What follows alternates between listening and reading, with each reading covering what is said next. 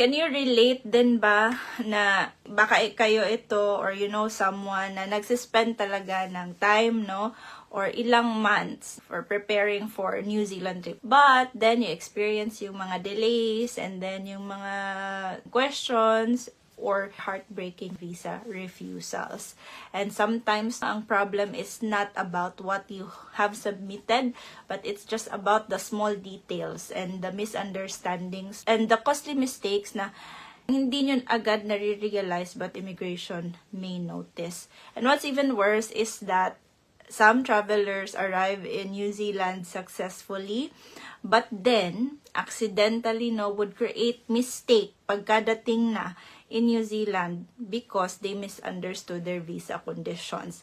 Tonight, we'll talk about number 1, how you can improve your New Zealand visa approval chances. What are the common red flags that you as an applicant should avoid? And what are the costly mistakes that some travelers make after their arrival, and why proper assessment before applying may matter more than people will realize. Just so you know as well that this is very important because this is for solo travelers, mga first-timers, tourists, and even people who do not have relatives in New Zealand. Contrary to what other people may think, especially with what we see online, having relatives in New Zealand is not the only reason kung bakit na-approve yung mga visa or why visas can be granted. Kung New Zealand is your dream destination this 2026, our topic for tonight will help you avoid these costly mistakes before making that major decision. Once again, good evening po sa ating lahat. For those na hindi pa po nakakakilala sa akin, I am Leona. I'm one of the licensed immigration advisors of SDH. So our goal is simple, and that is to help you better understand what immigration may check, ano yung mga makaka-strengthen or what makes an application weak, and then ano yung mga possible red flags, and then bakit preparation really matters before applying. Biggest mistakes that we people can make is to rely purely kung ano yung nakikita natin sa comments, especially with Facebook comments, social media, advice then from strangers, or even mga copied na applications, or yung mga assumption natin based on another person's experience, because it's very important to understand na immigration's decisions or assessments are based on your own circumstance, hindi sa circumstance ng kakilala ninyo or friend ninyo. Yung mga small details na hindi natin usually nanonotice, those are one of the key factors din na immigration might look into. Here's a question that we can answer. So, do you need relatives in New Zealand to apply? So, one of the biggest misconceptions online is kailangan may kamag-anak ka or family relative in New Zealand para mag-grant ka ng visa. But that's not always true.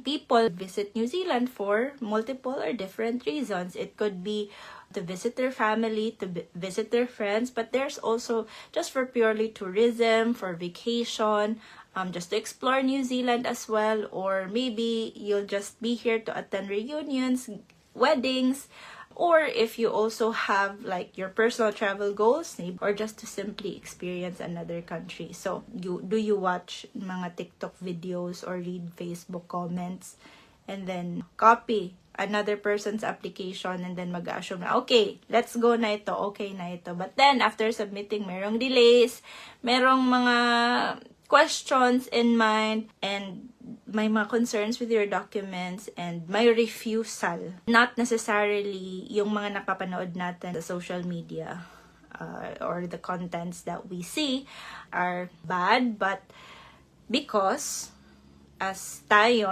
as the consumer like this, sa inyo ngayon, na nanonood ngayon, nag-rely lang sa generic na advice instead of understanding ba their own situation first. Nakaka-relate ba kayo sa ganitong situation? If kayo yon, or maybe you know someone, you experience something familiar, you can comment me para at least we would know na kayo yon and we can reach out to you to help you out. Because we'd like you to understand na immigration may not just look at yung i-visit ninyo, but they will assess the overall situation. What's your travel purpose? What's your intention? How prepared are you, like financially, or if you have strong supporting documents talaga, if consistent din ba yung mga information na nilagay ninyo sa mga visa applications ninyo, your ties to outside New Zealand, and whether, of course, nagme-make sense ba yung application ninyo as a whole. Now, let's talk about something na important. How can you improve your chances? So again, there is no ethical person can guarantee an approval, but generally, stronger applications are often organized, properly explained, consistent, and appropriate to your situation. Ano ba yung mga factors that may help? Number one, that's clear travel purpose, consistent yung information, preparedness with regards to your funds and whatever you have, like ties to outside New Zealand, like your proper documentation. And again, here's something important that complete documents do not automatically mean approval as well. Because again and again, immigration will assess the overall situation, overall credibility of your application, how consistent yung mga supporting documents niyo from the information that you have provided, and of course, yung total overall circumstance niyo talaga. So, let's go further sa ating discussion, yung common red flags and costly mistakes. Ano ba ito? So again, lahat naman ng ito would not necessarily mean na automatic na refused, but it may create concerns depending on your situation.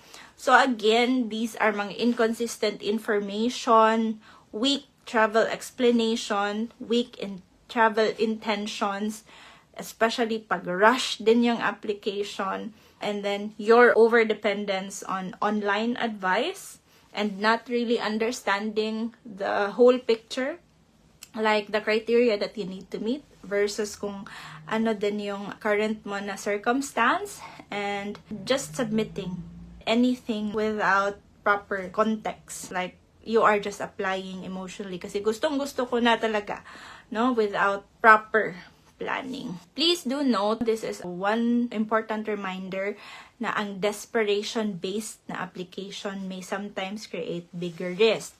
Because when people panic, they sometimes hide information, submit weak applications, or make rushed and not well-informed decisions. And unfortunately, those kinds of decisions may create long-term immigration problems later. Lastly, yung costly mistakes after din ng arrival sa New Zealand.